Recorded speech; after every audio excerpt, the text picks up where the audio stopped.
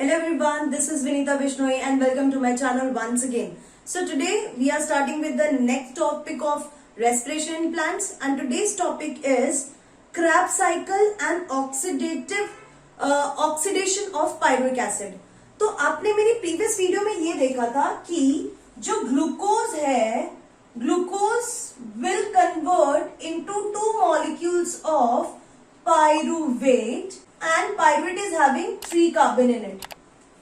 अब जो next step है एरोबिक रेस्पिरेशन का, that is this pyruvate will convert into acetyl coenzyme A and then it enters into Krebs cycle, the next pathway for the aerobic respiration. So let's start about formation. Let's start with the formation of acetyl coenzyme. तो होता क्या है, जो दो molecules है pyruvic acid के, that will convert into two molecules of acetyl coenzyme A. अब यहां पे 3 कार्बन है, 3 carbon in 1 molecule of pyruvic acid. तो ये 3 कार्बन है, whereas when we talk about 1 molecule of acetyl coenzyme A, it is having 2 molecules, and in this reaction coenzyme A is used and CO2 will be released. क्योंकि 2 molecules pyruvic acid है, so 2 CO2 will be released plus NaDH2. 2 molecules of NaDH2 will be formed. So here we are using 2NAD+. The enzyme which acts in this reaction is pyruvate dehydrogenase. Dehydrogenase क्यों? क्योंकि ये hydrogen release कर रहा है इस process में. तो simple है, यहां पे total 2 molecules of pyruvic acid is having total 6 carbon, whereas 2 molecules of acetyl coenzyme is having 4 carbon atoms in total. तो ये जब 6 कार्बन है, उसमें से 2 carbon atoms will be released in the form of 2 CO2. That is why here you will find 2 carbon in each molecule of acetyl coenzyme A, plus a higher energy molecule will be formed, that is NaDH2. ये जो process है, this process is called link reaction. Before pyruvic acid enters into the Krebs cycle, pyruvate जो है Krebs cycle में enter हो उससे पहले ये रिएक्शन होता है, और इस पाइरुवेट ऑक्सीडेशन को हम लिंक रिएक्शन कहते हैं. व्हाई? बिकॉज इसमें ये जो एसिटाइल कोएंजाइम ए बन रहा है, it is a connecting link और intermediate link between glycolysis and Krebs cycle. Glycolysis and Krebs cycle. अब ये जो प्रोसेस है, this process is hexagonic process. So here the carboxyl group is present, and this carboxyl group will be released as carbon dioxide and hydrogen. So this point is very important over here. Pyruvic acid पे जो carboxyl group है, that will release in form of carbon dioxide and hydrogen ion. तो इस reaction में what you are getting? You are getting 2 molecules of NaDH2 and 2 molecules of CO2. This is the intermediate reaction, or you can call it as link reaction, as it is the intermediate product or intermediate reactant between the glycolytic and Krebs cycle. So let's move on to the next step of aerobic respiration, that is Krebs cycle. करने वाले हैं. You can see this is the Krebs cycle. देखने में जरूर भयंकर है, but it's very simple. We will use some tricks to remember this cycle. But उसी time पे ये जो टॉपिक है Krebs cycle, it is very important for NEET. हर एक चीज इसमें नीट पे पूछी जा सकती है और पूछी गई है लास्ट पेपर्स में भी. So please concentrate here. Let's start. तो ये जो साइकिल मैंने आपके सामने ड्रॉ किया है, इस साइकिल को हम बोलते हैं क्रेब्स साइकिल. क्रेब्स साइकिल इसलिए बोला जाता है because it was discovered by a scientist name hence crab, इसलिए इसे क्रैब साइकिल बोला जाता है. इसको सिट्रिक एसिड साइकिल भी बोला जाता है. Why? Because the first stable product is citric acid. फिर इसको ट्राई कार्बोक्सिलिक एसिड साइकिल भी बोला जाता है बिकॉज इसकी जो फर्स्ट इंटरमीडिएट है it is having 3 carboxyl group. इसमें 3 कार्बोक्सिल ग्रुप होने की वजह से भी इसको ट्राई कार्बोक्सिलिक एसिड साइकिल भी बोला जाता है. Now this cycle occurs in mitochondrial matrix. इसका जो लोकेशन है वो माइटोकॉन्ड्रियल मैट्रिक्स है. आप पूछ सकते हो माइटोकॉन्ड्रियल मैट्रिक्स क्या होता है. सो this is like mitochondria, and mitochondria में इस तरीके से इनर मेम्ब्रेन प्रेजेंट है और इनर मेम्ब्रेन का ये जो पोर्शन है इसे बोला जाता है मैट्रिक्स. तो आपको पता चल गया कि ग्लाइकोलाइसिस साइटोप्लाज्म में हो रहा है. साइटोप्लाज्म में ग्लाइकोलाइसिस होने के बाद पायरुविक एसिड जो है it will come into this mitochondrial matrix where this cycle, Krebs cycle will start. So this is the mitochondrial matrix. अब ये जो Krebs cycle होता है ना, ये यूनिवर्सल साइकिल बोला जाता है इसको एरोबिक रेस्पिरेशन का. तो आप कार्बोहाइड्रेट को ऑक्सीडाइज कर रहे हो कार्बन डाइऑक्साइड में, या फैट्स कर रहे हो या प्रोटीन्स कर रहे हो, दैट डजंट मैटर. कोई भी बायोमोलिक्यूल ऑक्सीडाइज होता है CO2 में, it has to go through this cycle, then only energy will be released and तभी हम उसको एरोबिक रेस्पिरेशन कंसीडर करते हैं. So mark this statement, this is the universal cycle in aerobic respiration where any biomolecule will oxidise to CO2 by forming a lot of energy. So let's start. सबसे पहले acetyl coenzyme A, जो आपको पता है acetyl coenzyme A जो था वो कहां पे बना था? पायरुवेट ऑक्सीडेशन में. Acetyl coenzyme A is having 2 carbon and oxaloacetic acid या oxaloacetate is having 4 carbon. They will condense to form a 6 carbon compound that is citrate or citric acid. इसीलिए हम इसको सिट्रिक एसिड साइकिल भी बोलते हैं. And this reaction is called condensation. Okay, condense हो रहे हैं, 2 छोटे मॉलिक्यूल्स मिलके बड़ा मॉलिक्यूल बना रहे हैं. And the enzyme which is required over here is citrate synthase enzyme is required. अब बन गया citrate. Citrate will form isocitrate. इसमें भी 6 कार्बन होते हैं. तो ये जो सिट्रेट है वो आइसोसिट्रेट बनाता है with an intermediate product which is called cis aconitate, जो होता है सिस एकोनिटिक एसिड भी बोलते हैं जिसे. तो citrate will form isocitrate with this intermediate product and this whole reaction is catalyzed by an enzyme, aconitase enzyme. And aconitase enzyme, first it will release the water and then it will take up water for the formation of isocitrate.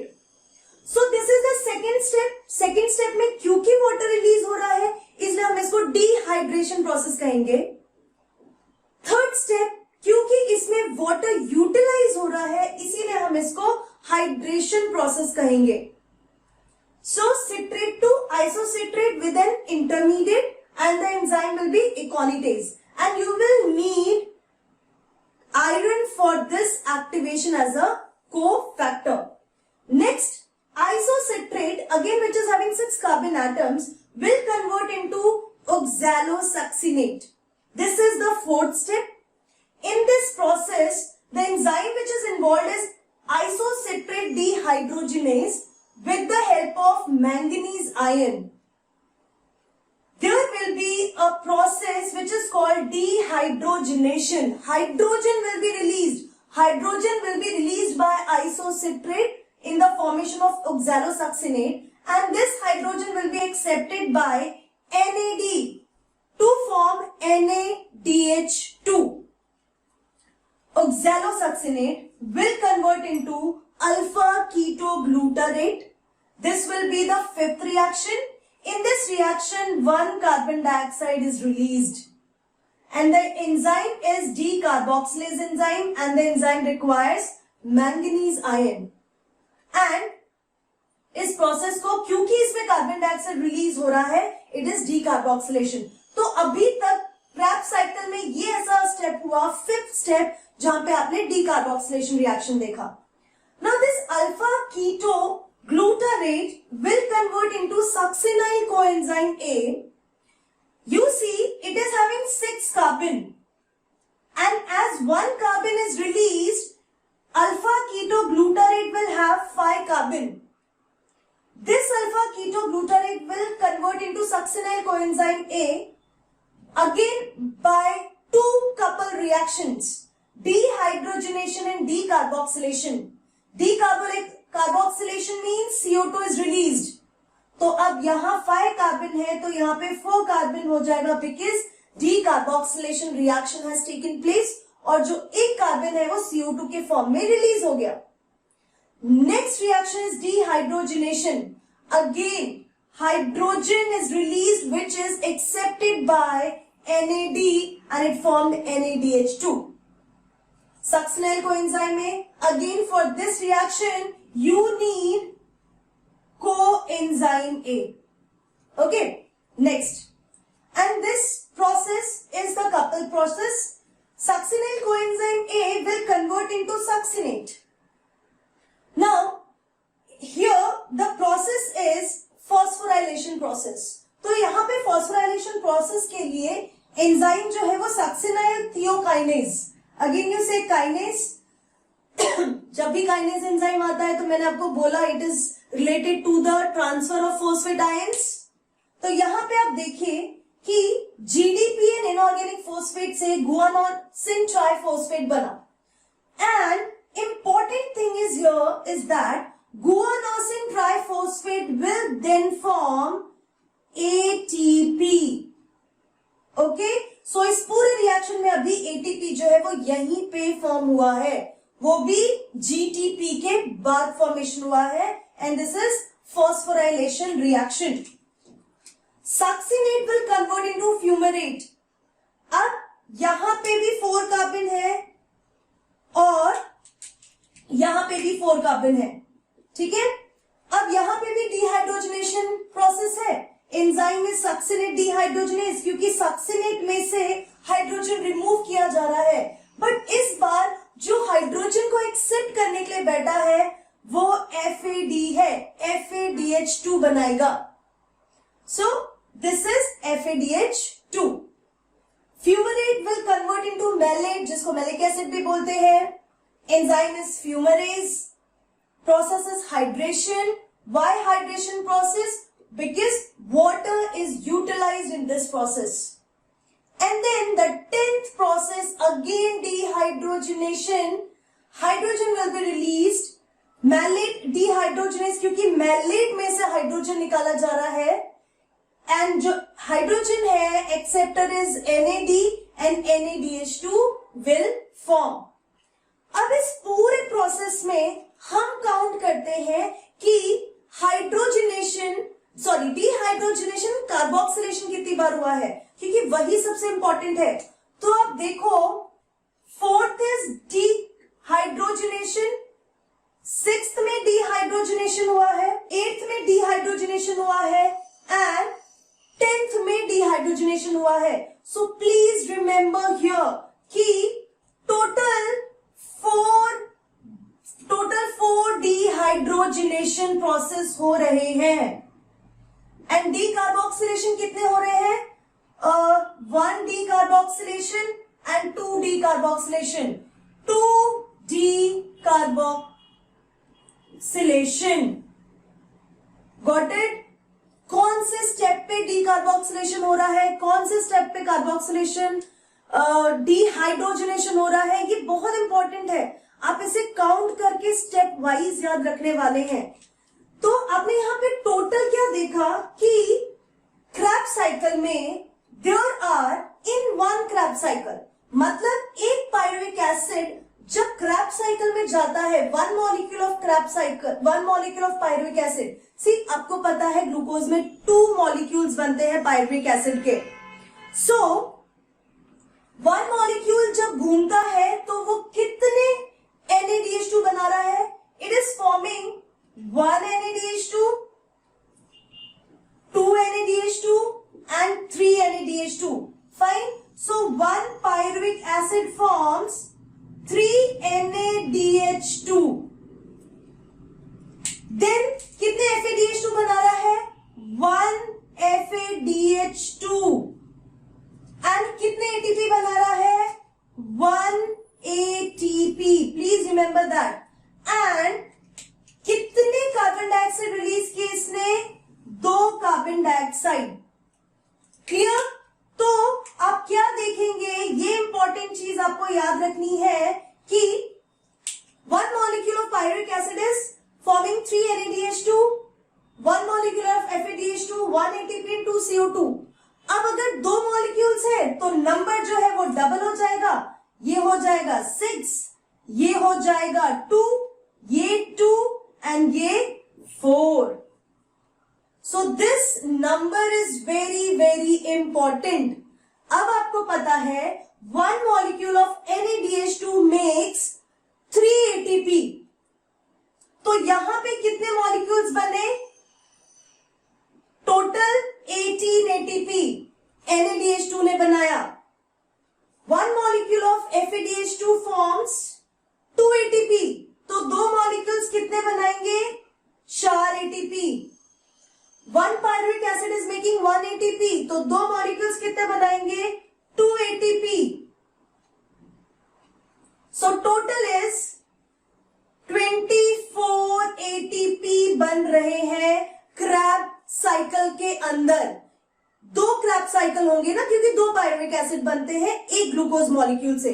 तो ये जो पूरा balance sheet है, किस तरीके से कितने carbon ATP बनते हैं, वो मैं आपको मेरे एक पूरा वीडियो उस पे बनाने वाली हूं, जिसमें ग्लाइकोलाइसिस, एरोबिक रेस्पिरेशन, एनारोबिक में कितने ATP बनेंगे, that I am going to explain. So यहाँ पे आप समझने की कोशिश करें कि ये 10 स्टेप प्रोसेस है। 10 स्टेप प्रोसेस में इस तरीके से कितने process, dehydration, decarboxylation, dehydrogenation, important 2 word है, डिहाइड्रोजनेशन एंड डीकार्बोक्सिलेशन। ठीक है? एक क्रैब साइकिल में कितने ATP बन रहे हैं, 2 क्रैब साइकिल में कितने बनेंगे, that all you have to remember. Now अब हम बात करते हैं एक छोटे से इजी स्टेप से कि हम किस तरीके से साइकिल को लर्न करें। तो उसके लिए पे अटेंशन, हम A से स्टार्ट करते हैं और हम यहाँ पे पायरुविक एसिड को भी, पायरुवेट को भी इन्वॉल्व करेंगे। तो यहां पे हम ऐसा लिखेंगे, और ये सब मतलब सदियों से यही पढ़ते आ रहे हैं, अब बहुत सारे YouTube चैनल पे भी यही सब सुनोगे। अब कुछ भी याद रखो, दैट डजंट मैटर। मैं बस ये एक स्टेप वापस से रिपीट कर रही हूं कि जिनको नहीं पता है उनको ये चीज पता चल जाए। सो पापा and children carry ice cream on kinetic scooter. तो ये वाला जो एस है, तो इस एस को आप कैसे याद कर सकते हैं? स्कूटी, अगेन स्कूटी, तो आप स्कूटी को 2-2 बार बोल सकते हैं। पापा, पापा and children carry ice cream on kinetic scooty, scooty for movie occasion. तो जैसे ही आप ये सब लिख लो, आपको अपने आप याद आ जाएगा कि पापा मतलब पायरुविक एसिड, देन सिट्रेट। इस तरीके से आप पूरा साइकिल अच्छे से लर्न कर सकते हैं। So hope you like this video. इस वीडियो में मैंने आपको क्रैप्स साइकिल बहुत अच्छे से बता दिया है। हर एक स्टेप, कितने NADH2, कितने ATP, सब कुछ इन शॉर्ट आपको एक्सप्लेन कर दिया है एक ही साइकिल के अंदर।